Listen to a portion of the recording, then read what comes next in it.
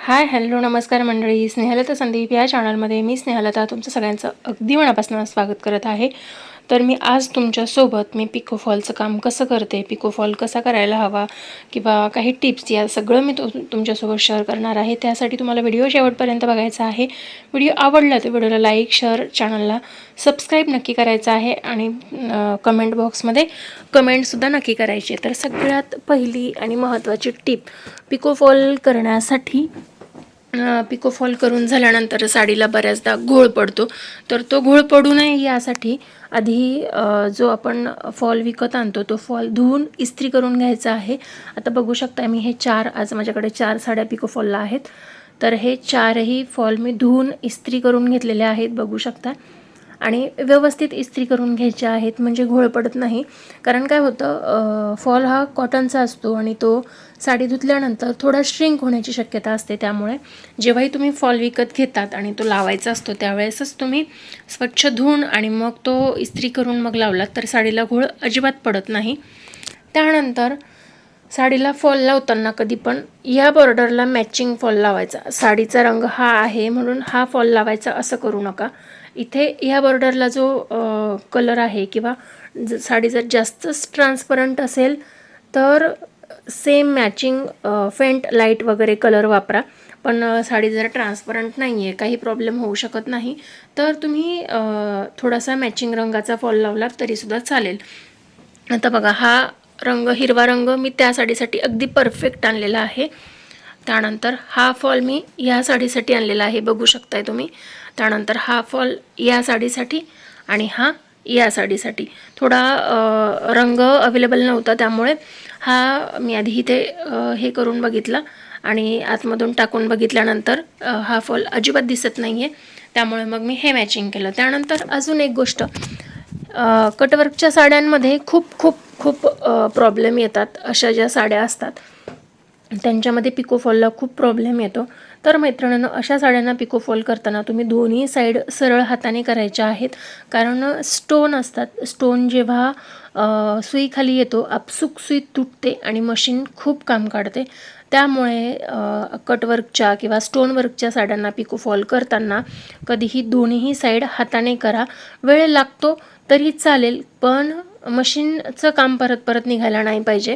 बऱ्याचदा कटवर्कमध्ये हा प्रॉब्लेम होतो की हे बघू शकताय, हा असा कट असतो. तर तुम्ही ही साडी थोडी फोल्ड करून आणि मग पिको करायला म्हणजे फॉल लावायला सुरुवात करा.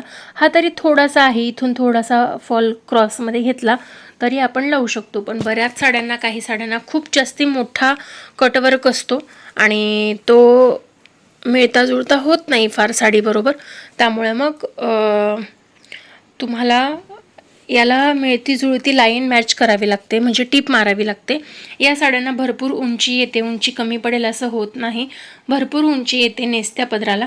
त्यामुळे जर कटवर्कमध्ये जर तुम्हाला प्रॉब्लेम येत असेल तर तुम्ही सरळ अशी एक टीप मारून आणि त्यानंतर मग इथून पुढे फॉल अटॅच करू शकतात. कारण इथे सुद्धा खाली डिझाईन आहे, त्यामुळे ह्याच लाईननी तुम्हाला फॉल लावायला लागेल, बरोबर. त्यानंतर दोरा लावताना सुद्धा तुम्ही दोरा हा चांगल्या क्वालिटीचा वापरा. मी दोनही म्हणजे फॉल पण आणि दोरा पण धनश्री कंपनीचा वापरते. हे काही प्रमोशन नाही आहे, हे मी माझा स्वतःचा अनुभव सांगते. दोराही खूप चांगला येतो. अजून बऱ्याच कंपन्या आहेत पण फार अजून माझं काही हे झालेलं नाही, ओळख झालेली नाही आहे. तर बघू शकता, या साडीसाठी मी हा दोरा आणलेला आहे. पण दोऱ्याची क्वालिटी वगैरे खूप सुंदर आहे. दोरा क्वालिटी चांगली वापरा, म्हणजे आपण केलेला पिको फॉल हा जास्तीत जास्त दिवस टिकतो. त्यानंतर जेव्हा तुम्ही पिको करता किंवा पिको फॉल दोन्ही करत असतात त्यावेळेस ह्या साडीच्या काठाला जर खूप जास्ती प्रमाणात धागे निघालेले असतील, म्हणजे असतात काही साड्यांना, त्या साडीला तर ऑलरेडी पिकोच आहे, हे बघा असे धागे निघालेले असतात किंवा तिरपे वगैरे असतात, कोस असतो साड्यांना, तर तो कोस सगळ्यात आधी कट करायचा आहे. पदर एका लाईनीत कट करून घ्यायचा आहे आणि त्यानंतर मग पिको करून आणि बरोबर 10 सेंटीमीटरचं अंतर सोडून तिथून पुढून तुम्हाला फॉल अटॅच करायचा आहे. तर ते सगळं मी तुम्हाला पुढे शेअर करणारच आहे. त्यासाठी तुम्हाला काय करायचं आहे, व्हिडिओ शेवटपर्यंत बघायचा आहे. व्हिडिओ आवडला तर व्हिडिओला लाईक, शेअर आणि कमेंट नक्की करायची आणि चॅनलवर नवीन असेल तर सबस्क्राईबसुद्धा नक्की करायचं आहे. तर सर्वात आधी मी साडीच्या काठाला पिको करून घेते आहे. साडी उलट सुलट बघून मगच पिकोला सुरुवात करायची आहे.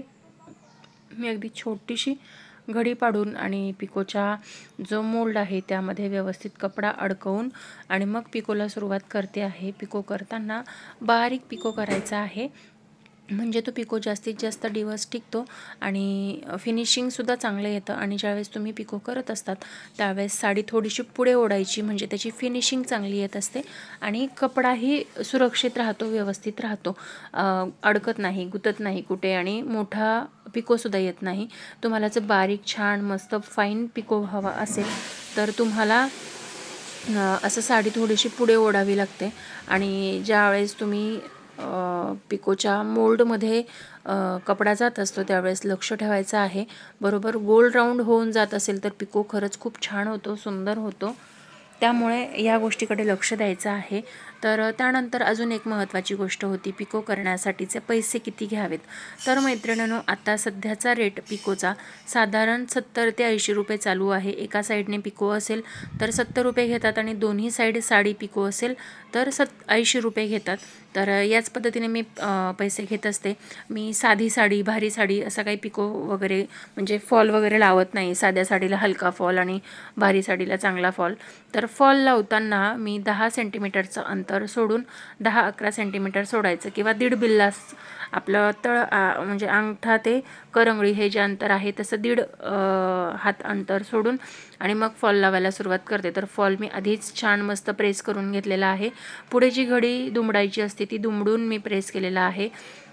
त्यामुळे फॉलसुद्धा अगदी उत्तम लागतो आणि त्याला फिनिशिंगसुद्धा सुंदर येतं. बघू शकताय, आधी मी थोडंसं पिको करून घेतलेला आहे आधी आणि त्यानंतर मग आता हा फॉल अटॅच करते आहे. फॉलची शिलाई आणि साडीची बॉर्डर हे एक संध आलं पाहिजे, एक सारखे आले पाहिजे, तरच तुमचा तो पिको व्यवस्थित दिसतो आणि लाईनमध्ये सुद्धा येतो. बघू शकताय, अगदी व्यवस्थित दिसतं आहे. तर याच पद्धतीने तुम्हाला पिको करून घ्यायचं आहे. अगदी छोट्या छोट्या टिप्स असतात, पण त्या जर तुम्ही फॉलो केल्या तर दिवसाला तुम्ही असं या पद्धतीने जर तुम्ही केलं ना तर दिवसाला तुम्ही 50-50 साड्यासुद्धा फॉल लावू शकतात. तर मी तर या पद्धतीने फॉल लावून घेते. आता सगळ्या साड्यांना मी फॉल लावून घेते. दोरा किती घ्यायचा, काय घ्यायचा, कसा घ्यायचा हे मी तुम्हाला पुढे सांगते. तर मैत्रिणींनो, दोरा घेताना एक पूर्ण फॉलचा दोरा घेत नाही मी, थोडा थोडा दोरा घेते आणि त्याच्याने शिवते. कारण दोऱ्याला गाठ पडण्याची, दोरा लांबण्याची किंवा कपडा ओढला जाण्याची शक्यता असते. त्यामुळे मग मी दोराही छोटाच घेते, थोड्या थोड्या वेळाने बदलून घेते.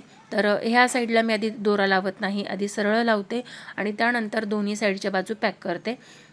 इथे मी सगळ्यात शेवटी फॉल शिवते. तर चला तर मग मी आता कोणत्या पद्धतीने फॉल शिवते हेही तुम्हाला दाखवते. तर फॉल शिवण्याच्या बऱ्याच पद्धती असतात, पण ही माझी सगळ्यात सोपी पद्धत आहे. या पद्धतीने मी फॉल लावत असते. बघू शकताय, या पद्धतीने दिवसातून तुम्ही 50-50 फॉलसुद्धा लावू शकतात. कितीही फॉल असले ना तरीसुद्धा लावू शकता तुम्ही. मी सगळा फॉल या पद्धतीने लावून घेत असते आणि शेवटच्या टोकावरती असं बोट ठेवून आणि मग ते दोरा ओढून घेते, म्हणजे ती टीपही व्यवस्थित राहते आणि फॉलही व्यवस्थित सिक्युअर होतं. आणि त्यानंतर शेवटी अशी गाठ मारून घेत असते. फॉल लावण्याच्याही वेगवेगळ्या पद्धती आहेत दोऱ्याच्या, पण मी याच पद्धतीचा वापर करते. याच्याने पटापट होतं पण आणि कामही छान दिसतं. तुम्हाला मी पाठीमागच्या बाजूने दाखवेलच माझं काम कसं झालं ते. बघू शकताय तुम्ही, वरच्या साईडला तर दिसतच नाही आहे कारण परफेक्ट मॅचिंग आलेलं आहे. बघू शकताय. त्यानंतर दोरा असा प्लेन करून घेतलं सगळं. बघू शकताय, इथे फॉल लावलेला आहे. कळूनसुद्धा येत नाही पटकन, अगदी बारीक टाके घेतले तरीसुद्धा चालेल. त्यानंतर कटवर्कच्या साड्यांमध्ये इथे थोडासाच कटवर्क आहे, तो मध्ये मी दाबून घेणार आहे. आणि त्यानंतर मग पुढे ही जी लेस आहे त्याच्या उंचीच्या वरतीच फॉल लावणार आहे. इथून वरतीच फॉल लावणार आहे. खाली मी फॉल लावणार नाही आहे, कारण खाली तो फॉल दिसण्याची शक्यता असते. तर हे मी जो कटवर्क आहे तो आधी मी वरती दाबून घेतला व्यवस्थित आणि आता हे शिवून घेते, म्हणजे ते व्यवस्थित सिक्युअर होईल. तर याच पद्धतीने मी पिको करत असते. तुम्ही कोणत्या पद्धतीने पिको करतात हे सुद्धा मला कमेंट करून नक्कीच सांगा. माझे व्हिडिओ तुम्हाला कसे वाटतात हे सुद्धा कमेंट करून सांगा. माझ्या चॅनलवर नवीन असाल तर चॅनलला सबस्क्राईब नक्की करा.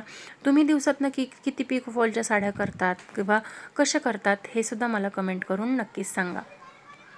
तर बघू शकताय, दोन्ही साईडने हाताने करायचं असेल तरीसुद्धा मी 70 रुपयेच घेते. या पद्धतीने मी पूर्ण आता ह्या ऑलमोस्ट माझ्या 4ही साड्या झालेल्या आहेत. तर 7 1 7 7 2 14 7 1 21 7 चोक 28 म्हणजे 280 रुपयाचं आज काम झालेलं आहे. 280 रुपयामधनं 80 रुपये फॉलचे गेलेत आणि समजा 7-8 रुपये दोऱ्याचे गेले. तर शिल्लक राहिले माझ्याकडे 190 रुपये. तर आज दिवसभरात माझं 190 रुपयाचं काम झालं आहे. पण विचार करा, घरात बसून 190 रुपये फुकट मला कोण आणून देणार होतं? 190 गुणिले जर म्हणजे समजा सरासरी 200 पकडले, 200 रुपये रोज कमवला तर 10 दिवसाला किती होतील? 2000 रुपये आणि महिन्याचे 6000 रुपये. घरात बसून तुम्ही दिवसाला 4 साड्या पिको फॉल केल्या तरीसुद्धा तुम्ही महिन्याला भरपूर पैसे कमवू शकतात. त्यामुळे मैत्रिणींनो, मी तुम्हाला प्रत्येक व्हिडिओमध्ये सांगत असते की मैत्रिणींनी बघू शकताय मी ते फॉल कशा पद्धतीने लावलेला आहे. या पद्धतीने मी फॉल लावून घेतलेला आहे या साडीला सुद्धा. तर ऑलमोस्ट माझं काम डन झालेलं आहे.